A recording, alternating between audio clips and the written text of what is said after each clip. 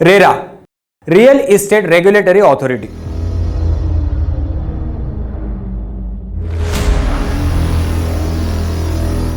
हा कायदा येण्यापूर्वी रिअल इस्टेट क्षेत्रात कोणतीही शिस्त नव्हती.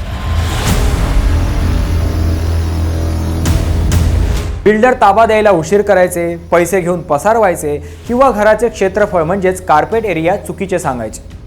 ज्या रेरा कायद्याला आपण घर खरेदीदारांचे सुरक्षा कवच मानत होतो, त्याच कायद्यावर आता देशाच्या सर्वोच्च न्यायालयाने अत्यंत गंभीर प्रश्न उपस्थित केले आहेत.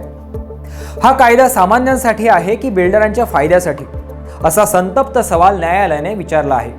एवढंच नाही तर सामान्यांना न्याय मिळत नसेल तर हा कायदा रद्द केलेलाच बरा, असं खळबळजनक विधानही न्यायालयाने केलं आहे. रेरा कायदा रद्द होणार, मग सामान्य जनतेनं कोणाकडे जायचं? संपूर्ण व्हिडिओसाठी आमच्या YouTube चॅनलला नक्की भेट द्या. धन्यवाद.